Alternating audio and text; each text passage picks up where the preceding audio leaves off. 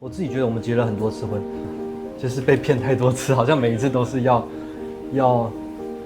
成功，然后到最后又没有，然后到最后已经变成有一点点的没有安全感。出发，不能露脸，你要转过去。同志在加诸两岸议题的话，其实又是缝隙中的缝隙，国家跟国家之间的仇恨，然后去延伸到人民之上。我们想要跟一个爱的人长相厮守，然后一起共同生活，它就是一个很单纯简单的事情。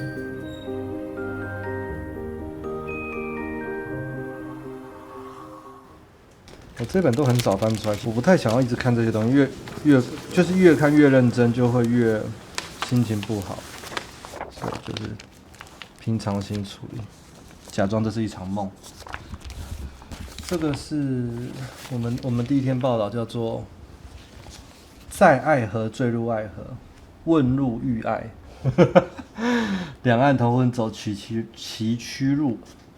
我跟 Ray 啊，就是我先生啊，是在爱河认识的，就听起来很不可思议，可是就是这样发生。那一天就是刚好他跟他妈妈一起来台湾自由行，然后找不到回家的路，然后跟我问路。一聊天的时候，其实就知道他是中国大陆的这样子。因为我们后来就一直保持联系，他就很快的就是在我们刚认识的那一段时间，算是告白吧。然后对我来讲，就是我觉得远距离恋爱都很不切实际。大概过了半年左右呢，我才答应他说，好，我们可以试试看。但是如果2年内没有办法在一起生活，就不要在一起了。Overseas, Taiwan appears to be moving closer to allowing same-sex marriage. Lawmakers there have voted in favor of legalizing same-sex marriage. But with any law, of course, the devil is in the detail. It will be restricted to only between Taiwanese or a marriage with a foreigner who's from a country that recognizes same-sex marriage. 那当时我们就是想说，既然台湾还没有办法，但是我们可以先去已经承认同性婚姻的地方。然后又可以让2个外国人在那边结婚，那就是美国。这个是我们去美国结婚的时候，我先生准备好给我戴的戒指，然后就是美国的结婚证书。它上面有盖一个就是中华民国驻外馆的章戳，是承认那个东西，但是上面有一个附注，就是不得在台湾做使用等等的。可是再怎么样，其实我们的感受上面，我们在那一天开始，其实我们已经是结婚了的。那个时候在同婚通过前，我们大概就已经有忧虑，就是跨国的部分，假设没有好的配套，有可能会被牺牲掉。他们说他们正好也要去美国内华达州结婚，那我们也觉得非常好，你就去结婚。结了婚之后，我们正好就可以走团聚的签证进来，因为这一套我们认为是最有可能打赢的，因为他们的拿出来的文件就会跟异性恋一模一样。那既然如此，为什么台湾却拒绝了同性伴侣，不让他面谈，但是却让异性伴侣可以面谈？对，所以其实这就是 Ryan 跟 Ray 的案子，其实对我们来说特别重要的地方，因为在这个案子里面就完全凸显了政府其实对于性倾向有非常明确的歧视，要求平等结婚。希望我们能够跟所有的台湾人一样呢，可以拥有真正平等的结婚的权利。Ryan and Rai are taking their case to the next level. 这一次开放跨国同婚，将中国排除在外，但是独独只有中国一个民族，也是被排除在外。我想我们在这5年内花了蛮多的时间厘清，政府之所以不开放两岸同婚，到底是考虑什么？我们感知到了，从2020年，尤其疫情加上香港事件后，其实台湾几乎就是处在一种只要看到中国，就是会有很严重的分裂的这个舆论有关。我们看见，其实台湾确实有一群人，只要逢中就是必反。比较像是支持台湾主权，甚至是比较认为台湾不应该跟中国再有继续往来的这一些社群的人的焦虑。两岸同婚几乎没有在社群媒体沟通的空间，可能会被肉搜啊，被挞伐，或者是说，你就去中国生活啊，你不要在台湾啊，你去对岸争取啊，那对岸都不行，所以你不要说台湾。越亲近的人，他说这些话的这个带来的力量跟伤害会更多一点点。如果说特别修法，让这个同性婚姻，借着这样的一个假婚姻渗透来台湾，可能会衍生这个国安问题哦。这当然这是规个完整。派人来咱台湾渗透，所以我要讲，渗透是最严重的呢。陆委会对外的说法就开始说，其实两岸同婚有国安的问题，对，所以人民的反对很剧烈。我们也知道说这个事情是在社会上面会引起争议的，所以我们现在正在进行研商，甚至还有说过，两岸同婚这样的话会惩罚这个伴侣。如果因为我们承认他的婚姻关系，而让这个伴侣受到他们原来所在的这个国家，他国籍的国家的法律的处罚的话，那你这样是负责任的吗？我不觉得。中国不允许同婚，这是中国的问题。但台湾是一个保障人权的国家，所以在我们这块土地上，我们所有的人民当然都可以平等自由的结婚。事实上，我们要了解的就是：第一，婚姻是不是真实；第二，就是有没有国安的顾虑，对不对？真的想要来当 spy 的，为什么还要假装是同志，还要假装是同志来结一个同婚？事实上，这个对于要当 spy 的成本蛮高的。在整个诉讼的过程中，政府他一下说你没有中国的结婚证书，那我们就告诉他说，异性恋也不用中国的结婚证书啊。然后他就换了一个说法说，那我不知道你的婚姻到底有效还是没有效。然后干脆他就双手一摊说，我不知道要依什么法。这件事情就一直 delay 到现在，其实 delay 了5年，每一天就是过日子。那一个没有办法预期后面何时可以见面，何时可以安居的日子，我觉得是非常非常可怕的。所以我觉得我们这5、6年来陪着这一些当事人过这种找不到路的日子，已经我必须说我都过怕了。我是第一次用这种方式去维系感情的，其实就是每3个月把所有的金钱全部都花光，然后去看他。回来的时候呢，你可能又透支一些，你又开始要吃泡面，省吃俭用。这几年实在太复杂，因为这几年有疫情的关系，所以打乱我们的生活节奏。我们有真的就是3年左右没有见到面，完全没见到面。Hello， 你的手还好吗？你看现在又卡住了，就是这样，就我们网络就会这样常常卡来卡去。我先把 WiFi 关掉，开3G 好，听得到吗？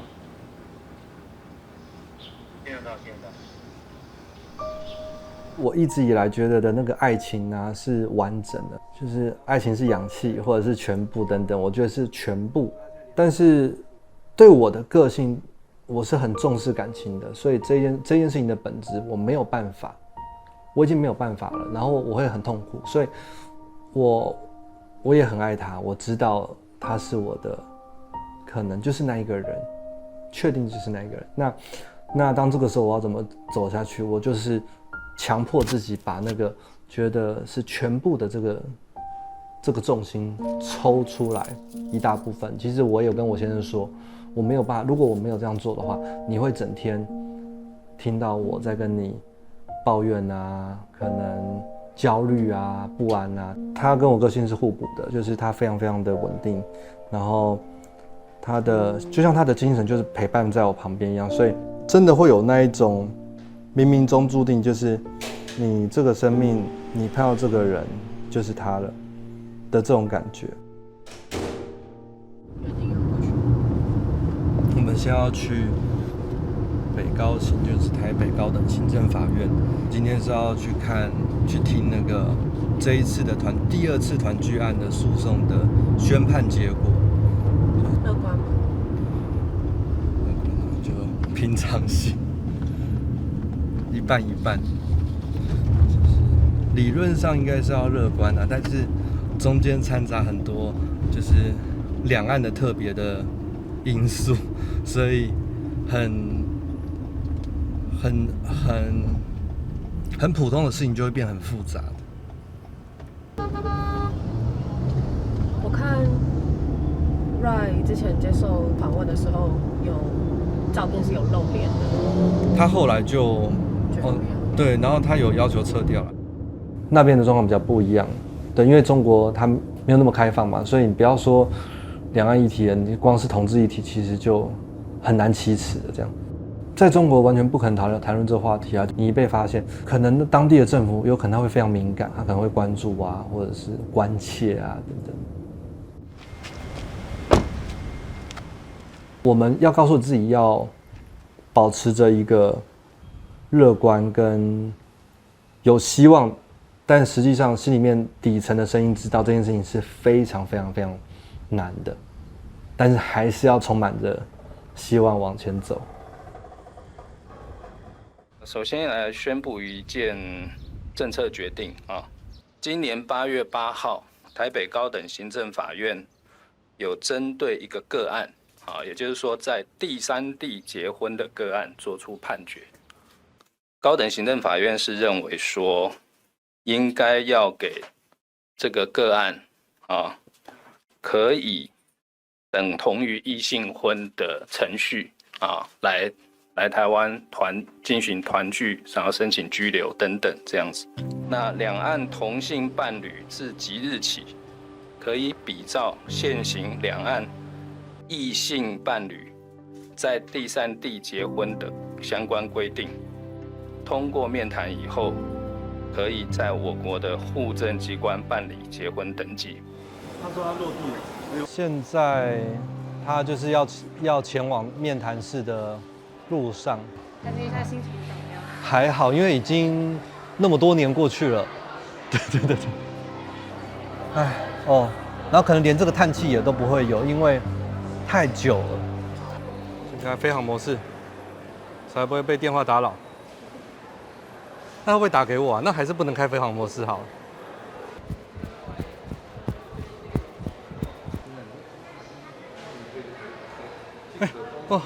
哦，终于啊！走，我们从那边走。再讲两抱一下。终于 ，OK， 快点，往哪？你要跟我抢啊！不跟你抢，你要拿你什么？你开车来。资料是要多认真。那你要发表什么言论？我没有什么言论。中台共同宣言。闭嘴！闭嘴！我是真心笑真的吗？发自内心的。对啊。如梦似幻，终于变真实了，好像慢慢清晰当中，终于可以醒来了。对啊，因为真的过得太久了，就是这几年都是为了这个事情，所以其实我们会觉得今天才是第一天，对，就是才是我们真正要面临以后的事情，我们从今天才开始。